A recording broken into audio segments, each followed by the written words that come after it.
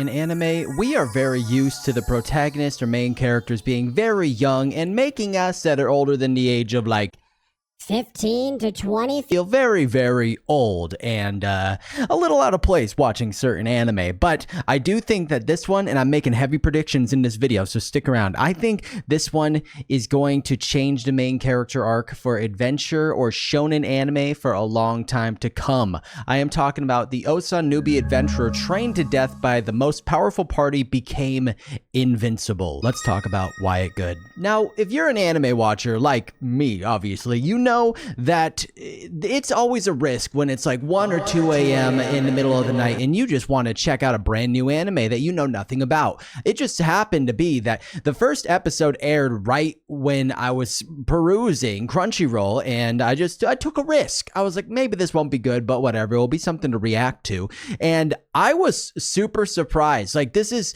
such a ridiculous yet fun and charming anime that has really good animation and characters so far. That I just see already a lot of potential. And it's always like whenever it comes from, like, as far as I know, this came from a light novel, and whenever things get adapted from light novels, not always of course, but a lot of them that I find end up being pretty good. And it's just so ridiculous. The main character's name is Rick Gladiator, if you can believe it, and he is essentially a brand new adventurer, but he's middle age, and they say middle age in a lot of the synopses, but he's 32, and as a 30-year-old, I'd like to just state that's not middle age. Maybe an anime, but not. Hopefully not IRL.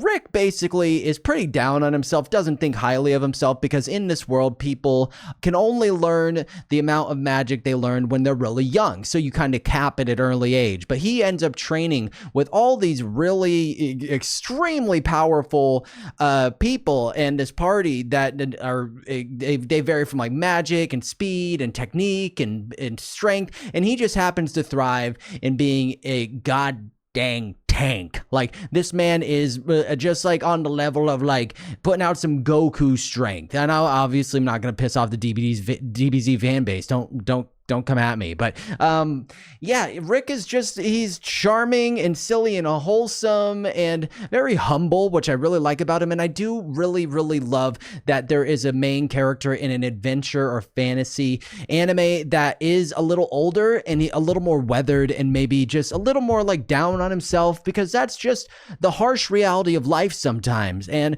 Rick is just, you know, I think he really will become a great main character, and I think all the characters surrounding him are great, especially the ones in the party and the adventure guild. I don't know a ton about this because there's only one episode out since I've watched it, but it seems like there's a lot to work with, and it's so silly. Like, even the opening track is so random and so weird and quirky. It gives some kind of One Punch Man qualities in the way that it's a bit unhinged, but a little more tame. And even there's like a fight scene where the music is like full-fledged going, but then he sees everything kind of in slow motion when people are coming at him, and the music will match that, and it'll just drop down to like bass going bum bum.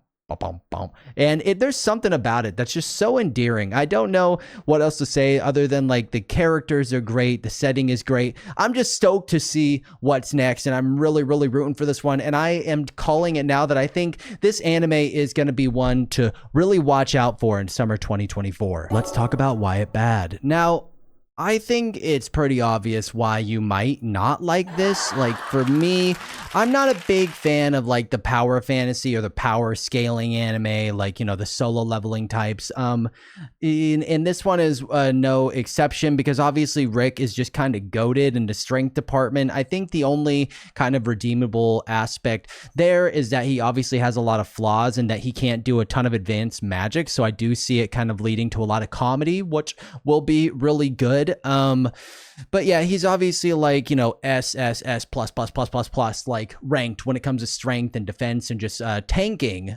So I tend to not like when the character is just like already, you know, just extremely goated. It's like how like a lot of isekai go, and even though I love isekai, it is something I do have kind of a constant qualm with. Other than that, though, I would say I really honestly don't have a lot of bad things to say, which I am absolutely stoked about. So my final thoughts when it comes to the Osan newbie adventurer trained to death by the most powerful party became invincible is that I really think this could be a good anime or even starter anime for anybody. Like, I do think adventure and fantasy is a great place to start with anime, even like if you're talking about like a Hunter x Hunter, because I think it opens the doors to so many possibilities and kind of frees your mind to think anime has to be any which way. And this one is definitely, I think, a great supplement to that and lends itself to that because, you know, it's got so much potential when it comes to character development, character arc,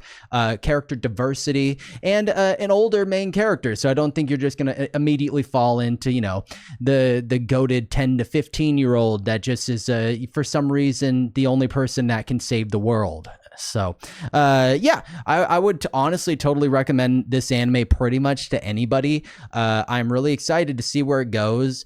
From here, if I had to rate it as it stands right now, and keep in mind I've only seen one episode, I would give it probably an 8.5 out of 10.